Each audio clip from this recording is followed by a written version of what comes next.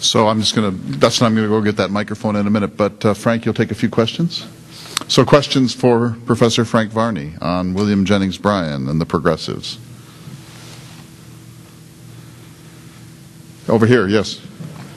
Bryan actively practicing law at the time of the Dayton trial, or was that become out of Frank. Okay, I'm having a little trouble. Yeah, go to the mic. Okay, thanks. Was Bryan actively practicing law at the time of the Scopes trial? He had been, but he was not. He was practicing law, but he was not practicing it full time. He was really writing more than he was doing anything else. Other questions? I have a question about the place of the Scopes trial. You know, Mencken wrote those savage attacks on him and made him a buffoon figure as much as anyone ever had done.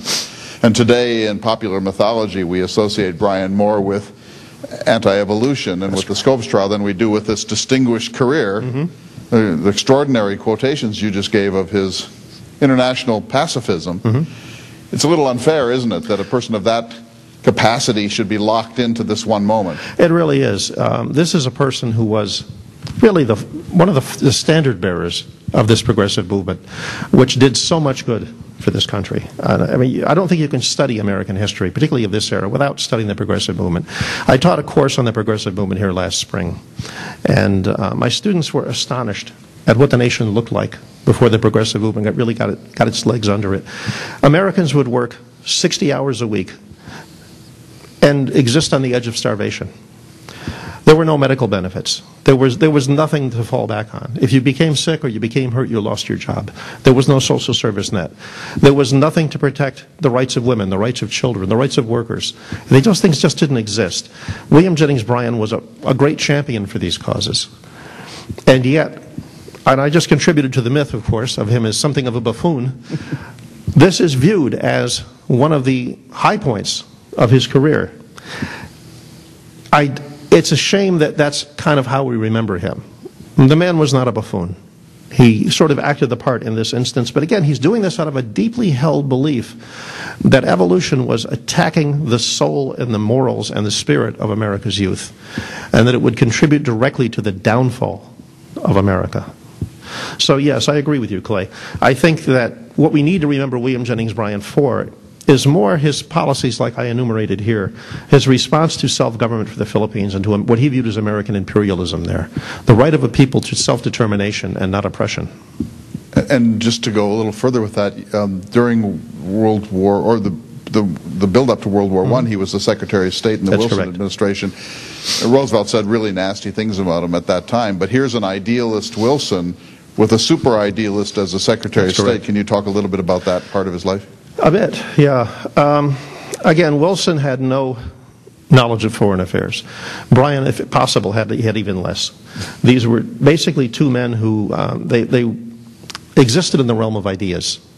Wilson was the farthest thing you can imagine from a detail-oriented person. He was kind of a big-picture guy. And Bryan was a pure idealist. It was very difficult, given the state of world affairs at the time, that these two men were attempting to chart a course through very troubled waters. It was not a good time for this.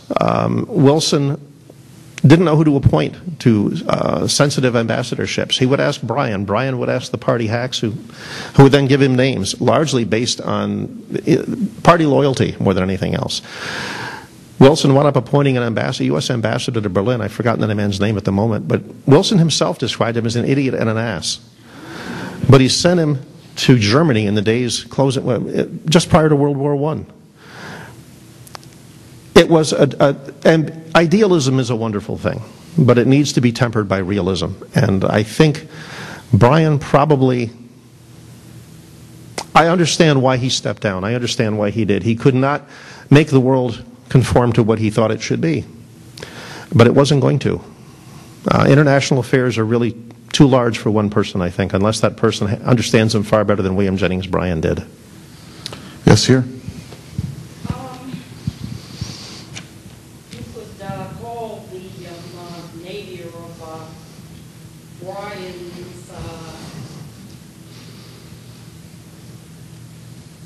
Bryan's history in the fictionalized version of the Scopes trial, very clearly fictionalized.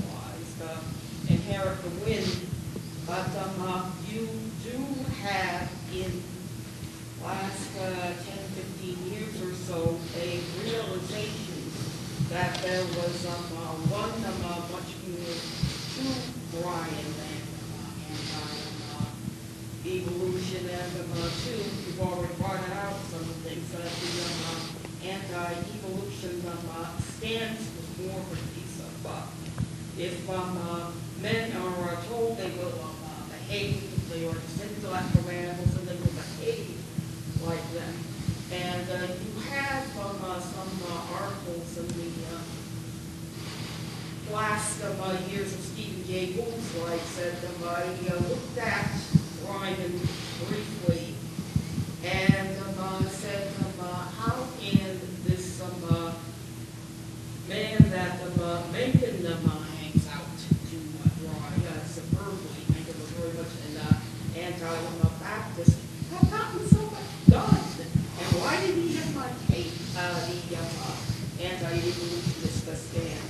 Yeah. The latest biography of Bryan by Michael Hazen, who was following in his father's footsteps in writing, although he goes for social history as opposed to literature, has the whole of Bryan and calls him a major influence in the 20th century progressivism, socialism, and all the good left stuff.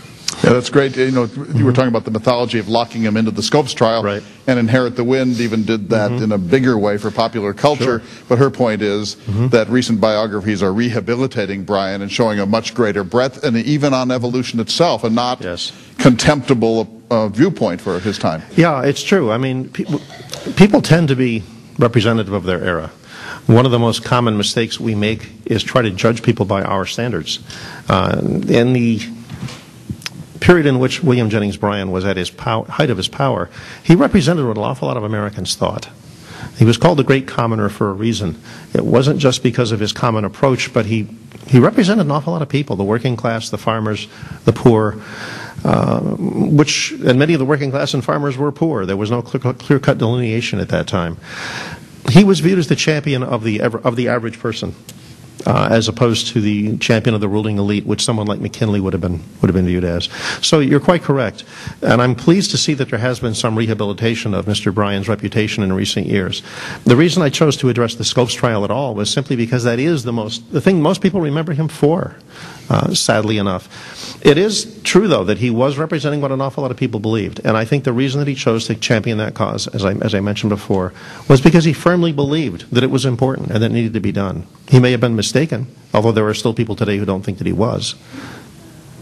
And lots of them, too. Other questions? Yes, right here in the blue. Do you think that the main reason that William J. Bryan never did reach to be the president was just the tough competition he was facing before Theodore, or he was such an idealist that he didn't want to do that much idealism at the time? Yeah, good question. He was never president. Was it because he was up against so many other extraordinary people, or was it because of the policies of the Populist Party? I think personally, I think a combination of both. Again, I'm not a William Jennings Bryan scholar. I know something about this because I teach something about this. But I think there's a combination of forces at work here. He was always reluctant to abandon the silver standard, for example, even when his party was ready to give up that fight. And to a lot of Americans, it simply wasn't an issue after a while. They got tired of it. We have a short attention span as an electorate. We always have. Americans don't like to fight battles on and on and on and on. It's something that we need to recognize in ourselves. I view it as a flaw, personally. But everybody has flaws. Every people have flaws. Every people in the larger sense. Every nation has flaws. Also, he was active in a time when there were a lot of extraordinarily charismatic, interesting, powerful, and brilliant men. People like Theodore Roosevelt and Woodrow Wilson and people like that. Well, I was really fascinated last night when Jeffrey Ostler said that his silver advocacy was actually sort of a middle ground between the radical populist view of just print paper and the gold standard, but he was taking a relatively conservative approach for radical populism, but a wild one in the views of McKinley and Roosevelt. Yeah, and again, if you compare that to today, in which somebody saying we need to adhere to a strict silver standard would be viewed as quite conservative. At the time, it was viewed as rather liberal. There were other questions, Steve. Yeah, does Bryan's evolution stand is more understandable in the context of rural, urban, and then saw himself as perhaps a representative of rural America, but not seeing the intellectual changes, and so it sort of makes sense that maybe both a populist and more Yeah, Bryan is part of the culture wars of the time, urban versus rural split. That's true, and the people in the country, in the rural areas, were much more reluctant to give up on the idea of there's a particular lifestyle you must adopt because this is what it says in the Bible. Bryan was attempting to represent what he viewed as his constituency, again, the common person, particularly the farmer. Remember, he comes out of the populist movement, which is largely a rural and agrarian movement. He becomes part of the progressive movement, but I don't think he ever forgot his roots, which were in the populist movement, which represented largely farmers. More than a few years ago now, when I was in graduate school, I was part of an outreach program. I would go around to secondary schools in the region and talk about the Civil War. That's my field. And I was in a teacher's lounge one day, and I overheard a couple of the teachers discussing a young woman who had been a student teacher in that school and then gotten a job in the South. I do not honestly remember which state it was. I just know it was in the Deep South. She had written a letter to her former cooperating teacher in which she said that she loved the district, she loved her job, she loved her students, but she was concerned about the amount of restraint exercised by the school board. And there were two things she was not allowed to teach, not allowed to discuss in school, because they were only theories. One was evolution and the other was the Holocaust. So there are still parts of the country today in which you cannot teach evolution, or if you do, you must teach it as only a theory. So you can see that at the time, Bryan was not representing the radical lunatic fringe here. He was representing what an awful lot of rural Americans believed, that this new theory of evolution, of Darwinism, was incredibly dangerous. And I also think it's important to note Bryan's reasoning on this was not just that he viewed it as wrong in a religious sense. He viewed it that he was afraid it was a dangerous weapon. If you fully bought into the idea that survival of a species is because the strong adapt and the weak fail, that it would be easy to apply socially and culturally. And that concept was known as social Darwinism. That if people are poor, it's because they deserve to be poor. And the poor, if they don't survive on their own efforts, then maybe they didn't deserve to survive. And that by the government interfering with this process, we'd cease to weed out the weak, and we would therefore weaken the entire country. So Darwin, again, he's not championing resistance to the theory of evolution simply on religious grounds. He's doing it because he viewed it as a threat to the people whom he viewed as his constituents. Yeah, we're just about out of time. Are there any other questions here for our presenter? Over here? Dave Solheim over here had his hand up. Dave, go ahead. Dave Solheim? Sorry. Sorry. Can't see. Dave always asks me questions I don't know the answers to. I'm really apprehensive. Unfair question for you, Frank. Oh, thanks. And if you can't answer, maybe someone else can. Sure. Clear up this detail of history. In Twain, you mentioned Twain was critical of the military insurgency and our American response to it. In his autobiography, which he was dictating to later publication, he came down pretty hard on Roosevelt for that and some other activities. But he says in the autobiography that he seldom criticized him publicly or held back his tongue because Roosevelt had done him a great favor at one time. And I'm curious if anybody knows what that great favor was. It's hard to imagine anything restraining Mark Twain, but... That's a Roosevelt question, so I'll defer to Clay. I don't know what the great favor was, and I guess you don't either, but the question is that even though Mark Twain was very adamantly critical of Roosevelt's militarism and the American adventure in the Philippines, and wrote essays like To the Person Sitting in Darkness, some of the most savage essays of his life. Yep. He held back a little on his public criticisms of TR and got along with him personally and said apparently that there was something that Roosevelt had done for him that made him forgive Roosevelt for some of his wild views. I don't know what that is. Do you? There's a new book out that is supposed to be quite good. I can't remember the name right now. A book on this subject? Theodore Roosevelt and Mark Twain. So next year at this time, Dave. Actually, what I think I'm going to do is I'm going to do exactly to Dave what I do to my students who ask me questions I don't know the answers to. Why don't you look that up and tell us next year?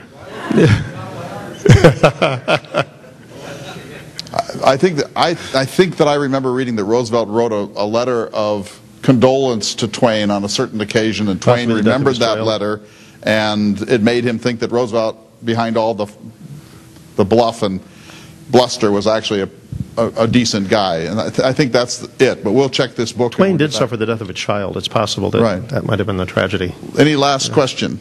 Yes, here. One last question. After listening to LaFollette this morning and now Williamson and Bryan, it seems to be a little bit of a common thread between the two of them. There's uncompromising capacity or uncompromising will. Does that have more to do with their inability to move ahead of TR or to claim higher ground? Does that hold them back? Yeah, absolutist versus accommodationist. Roosevelt is a pragmatist in many respects with an idealistic edge. Yes. But these are very serious, morally driven, sometimes absolutist figures. Yeah, that's one of the issues, of course. And again, it's important to remember, I didn't hear you mentioned Roosevelt, and I didn't hear the other LaFollette. person. Obama? LaFollette. Well, LaFollette. I was wondering why Obama got into this conversation. I know the election of 1912 and 2012, but well, Roosevelt actually, I mean, he referred to Wisconsin as the laboratory of democracy. He admired some of what LaFollette was doing. It's important to recognize that progressivism meant different things to different people. There were different groups who had part of the progressive agenda, but not another part. There's, you have the women's movement, you have people looking for things like the Pure Food and Drug Act, you have other people trying to get, there's this, it meant trying to end prostitution or control alcohol or what have you. Not every person involved in the movement was involved in all aspects of it, which is one of the reasons I think it was as successful as it was. You didn't have to buy the whole agenda. So I think the idea, again, I've kind of drifted afield from your original question, I apologize, but I think that may be part of why. I think the fact that you have an enormous amount of idealism combined with, in the case particularly of TR, an enormous amount of pragmatism. Pragmatism defined as ideas are only theories. They don't accomplish anything unless you put them into use. And that if something doesn't work, stop doing it and try something else. That the end is what's important. And what a great place to end on, your notion that the progressive movement wasn't a doctrinaire system of 10 points. Right. It evolved. It kept collecting new enthusiasms and causes and dropped some as it went on. Right. That you can't see progressivism in the same way you might say classical liberalism of the 19th century or something. It's a much broader tent than that. Exactly, and it also doesn't have a finite beginning and a finite end. There are historians who believe it ends in 1916, that's the date they point to. I personally think you can see it in the first 100 days of the New Deal. And I think you can see it in some aspects of what we still have today. We're out of time, but before you go, I just want to take advantage of this to, first of all, to thank you, but tell us just a little bit about your first book that's about to come out. Thank you. The book is called General Grant and the Rewriting of History. It's an investigation. It started as a simple investigation of three men whom Ulysses S. Grant essentially ruined professionally and historically by things he did to them and said about them. In the course of the research, I discovered that not only was Grant in error about these men, but he deliberately committed character assassination. The first book, it's been broken into two books, the original project. The first book focuses on Grant's relationship with General William S. Rosecrans, who at the time of the Civil War was viewed as one of the great generals in American history and who is almost unknown today.